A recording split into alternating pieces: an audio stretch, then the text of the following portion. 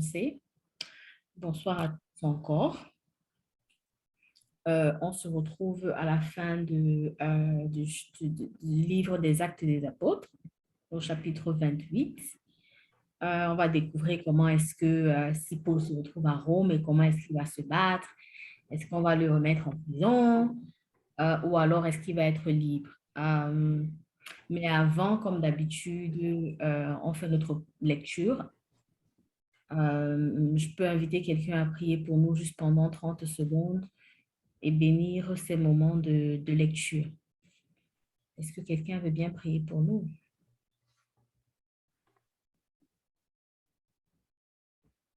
Au cas contraire, comme d'habitude, je nous invite toujours à prier. Nous sommes tous enfants de Dieu. Mais au cas contraire, je me fais toujours un plaisir de prier le Seigneur pour nous. Alors, mettons-nous en présence du Seigneur. Seigneur, nous voici devant toi pour recevoir ce que tu veux nous donner comme enseignement ce soir. Permets que ces témoignages que nous allons lire dans notre Bible, que nous puissions recevoir quelque chose qui vient de toi. Éternel, accueille nos demandes et fais-nous vraiment grâce de par ton Fils unique, notre Seigneur Jésus. Amen. Actes chapitre 28. Est-ce que Reine peut lire pour nous du chapitre 1 du verset 1 jusqu'au verset 10, s'il te plaît?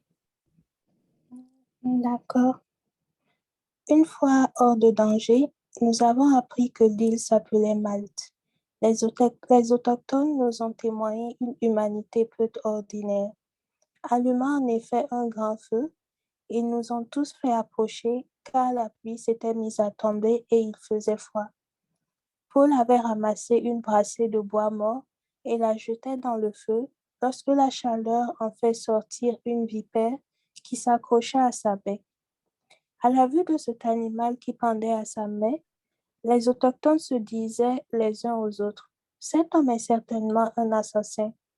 Il a échappé à la mer, mais la justice divine ne lui permet pas de vivre. » Paul, en réalité, a secoué la bête dans le feu sans ressentir le moindre mal. Eux, ils s'attendaient à le voir enfler ou tomber raide mort. Mais, après une longue attente, ils ont constaté qu'il ne lui arrivait rien d'anormal. Changeant alors d'avis, il répétait, c'est un Dieu. Il y avait dans les environs des terres qui appartenaient au premier magistrat de l'île nommé Publius. Il nous a accueillis et hébergés amicalement pendant 3 jours. Son père se trouvait alors alité, en proie aux fièvres et à la dysenterie. Paul s'est rendu à son chevet et par la prière et l'imposition des mains, il l'a guéri. Par la suite, tous les autres habitants de l'île étaient malades et venaient le trouver, et ils étaient guéris à leur tour. Ils nous ont donné de multiples marques d'honneur, et quand nous avons pris la mer, ils avaient pourvu à nos besoins. Merci beaucoup. Est-ce que Steve peut continuer de 21 jusqu'à 27, s'il te plaît? De 21 jusqu'à 27, s'il te plaît. C'est au bout de 3 mois. 11 à 20, désolé. C'est au bout de 3 mois que nous avons repris la mer à bord d'un navire d'Alexandrie, portant comme emblème les discours et qui avait passé l'hiver dans l'île. Nous avons abordé à Syracuse et nous y sommes restés 3 jours. Après avoir levé l'ancre, nous avons atteint Régio. Le lendemain est survenu un vent du sud et en 2 jours, nous sommes arrivés à Pouzol. Nous y avons trouvé des frères qui nous ont invités à passer 7 jours chez eux. Voici comment nous sommes arrivés à Rome. De la ville, les frères qui avaient entendu parler de nous sont venus à notre rencontre jusqu'au lieu dit forum d'appui et à celui des 3 tavernes. En les voyant, Paul a rendu grâce à Dieu et repris courage. À notre arrivée à Rome, il a reçu l'autorisation d'habiter en ville avec le soldat qui le gardait. 3 jours après, il fit appeler les notables des Juifs. Quand ils arrivèrent, il leur dit, « Frères, moi qui n'ai rien fait contre notre peuple et les coutumes reçues de nos pères, je suis prisonnier depuis Jérusalem, où j'ai été livré aux mains des Romains. Après m'avoir interrogé, ceux-ci voulaient me relâcher, puisque, dans mon cas, ils n'avaient aucun motif de condamnation à mort. Mais, devant l'opposition des Juifs, j'ai été obligé de faire appel à l'empereur, sans vouloir pour autant accuser ma nation. C'est donc pour ce motif que j'ai demandé à vous voir et à vous parler, car c'est à cause de l'espérance d'Israël que je porte ces chaînes. » Merci beaucoup, Steve. Lioncel, est-ce que tu peux lire pour nous de 21 jusqu'à 25?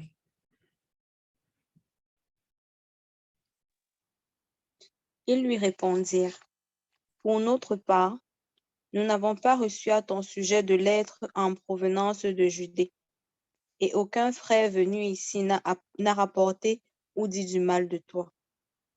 Nous souhaitons pourtant apprendre de toi ce que tu penses, car nous avons été informés que votre groupe est contesté partout. »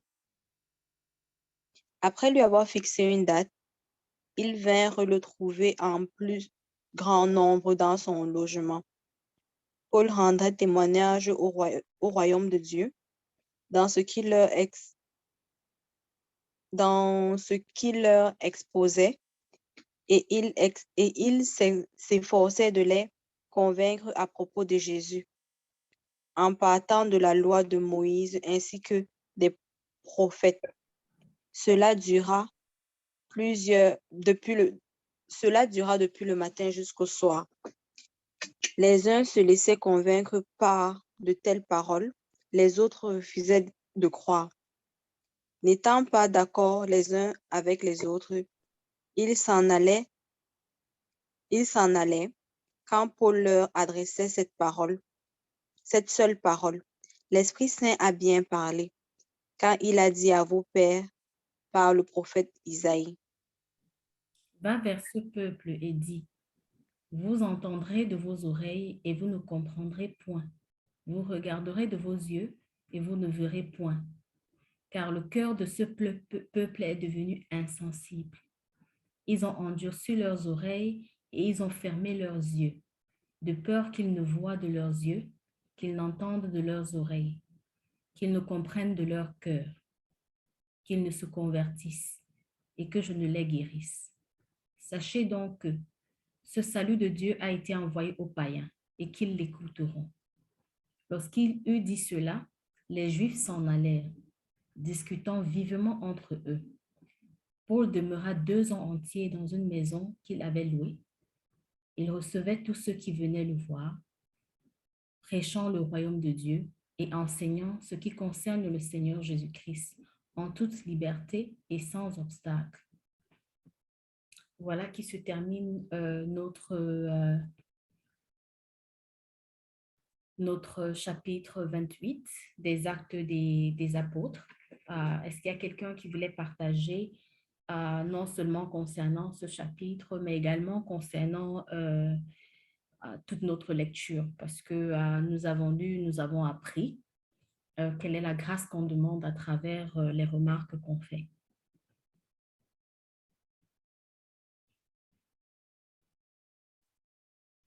Est-ce qu'il y a quelqu'un qui aimerait partager? Je voudrais commencer. Je voudrais sincèrement rendre grâce à Dieu pour tout ce temps qu'il nous a donné, pour tout le parcours que nous avons fait.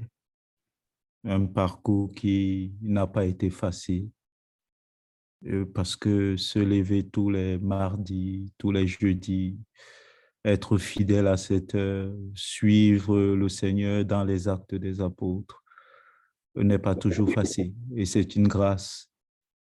Je voudrais rendre grâce à Dieu pour ce temps à nous accorder. D'où me vient l'intention ou le désir de vouloir rendre grâce? Cela me vient tout simplement de ce verset où Paul, arrivé à Rome, rencontre les frères chrétiens et il se met à rendre grâce et il prend courage. Et voilà ce qui me touche, ce qui m'a touché. Merci beaucoup, William. Que le Seigneur nous rende grâce.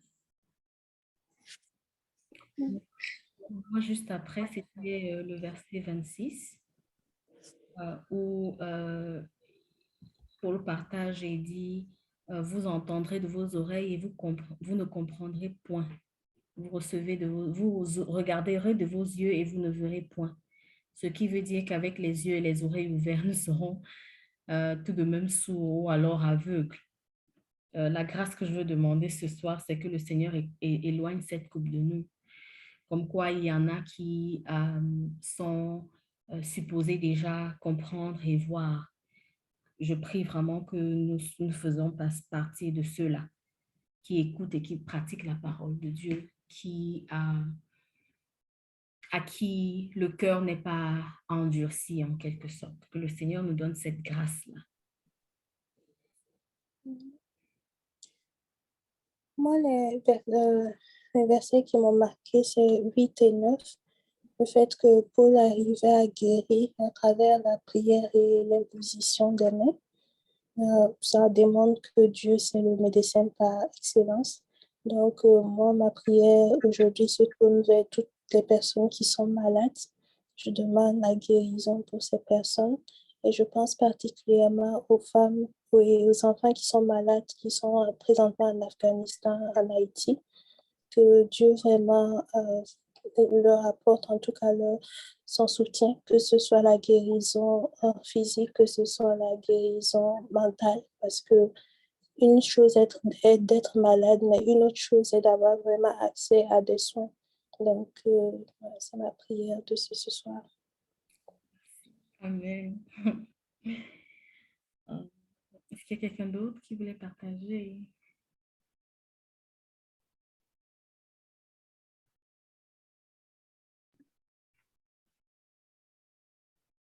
En général, dans le livre des Actes des Apôtres, j'ai vraiment voulu souligner le courage et la persévérance de Paul. Vraiment, lui qui était le plus grand persécuteur des chrétiens. On a vu au début comment il est allé au point où il a même accepté qu'on tue Étienne. Et il a été touché par la grâce de Dieu, ce qui a changé sa vie à jamais. Son parcours n'a toujours pas été facile. Donc, vraiment qu'on n'attende pas que, parce que nous sommes enfants de Dieu, qu'il y ait une certaine facilité pour nous. On doit plutôt s'armer de courage pour moi. Et Paul n'a pas cessé de prier. Donc, la prière est importante. Lorsque on se retrouve devant l'adversité ou alors on se retrouve devant le bonheur, il est important de prier. Alors, le plus important n'est pas d'être la personne qui a de belles paroles, mais c'est d'être celle-là qui prie de son cœur, ces paroles qui viennent du cœur. Il s'est vraiment accroché à la mission que Jésus lui a confiée. La mission de Jésus est devenue en quelque sorte sa mission, son objectif dans la vie. La grâce vraiment que moi je vais demander, c'est que le Seigneur nous donne de s'accrocher malgré les épreuves de la vie, de s'armer de courage à travers la prière, à travers les remerciements.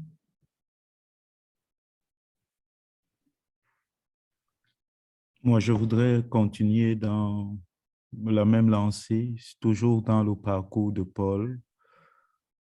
Paul qui fait l'expérience de la miséricorde de Dieu. et que Dieu choisit pour annoncer la bonne nouvelle aux païens. Dieu est fidèle dans ce qu'il dit et dans ce qu'il fait.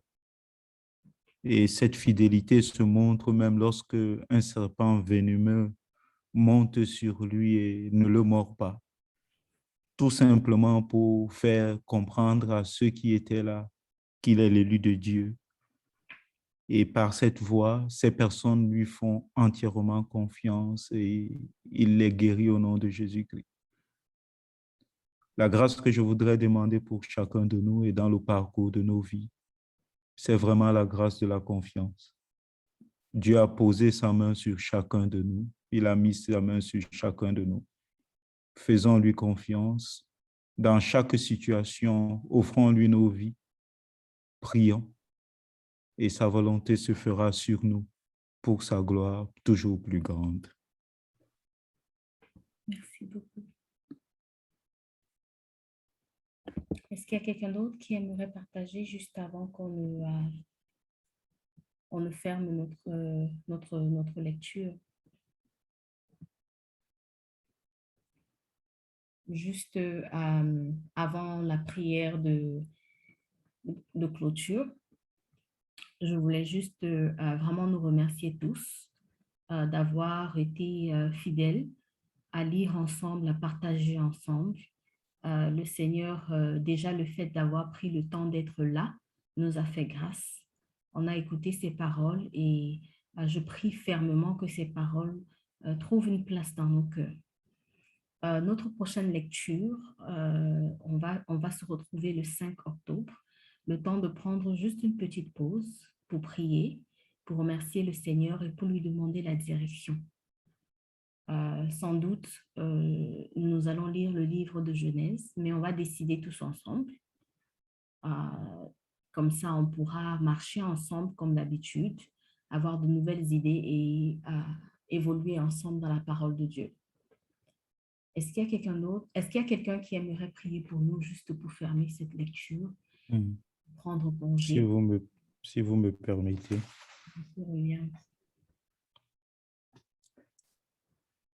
Seigneur Jésus, nous voulons te dire merci pour tout ce que tu as fait pour nous depuis le début de cette aventure avec le livre des Actes des Apôtres, où nous avons fait l'expérience de ta montée au ciel, l'expérience de la descente de l'Esprit Saint sur les apôtres, l'expérience des persécutions, l'expérience de la conversion de Saint Paul, l'expérience du dialogue des apôtres, l'expérience des différentes conversions, l'expérience de la confiance, l'expérience de la persévérance, l'expérience de l'amour, de la miséricorde de Dieu, l'expérience de l'Esprit Saint, l'expérience de la libération des prisonniers, de la guérison des malades.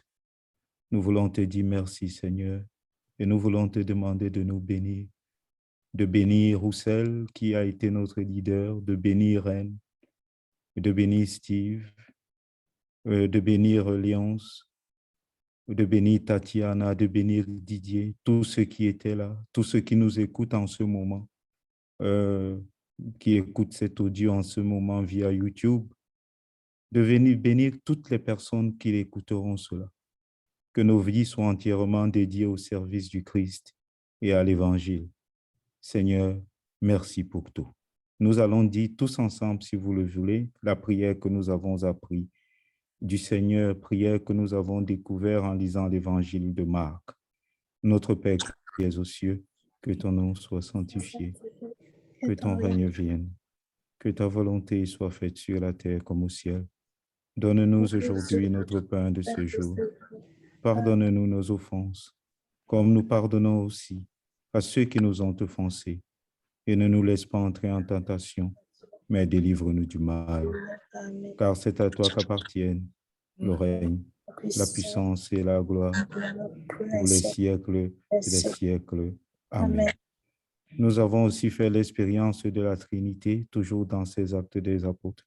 Que cette Trinité sainte, que Dieu lui-même nous bénisse, lui qui est Père, Fils et Esprit Saint. Amen. Amen. Amen. Amen.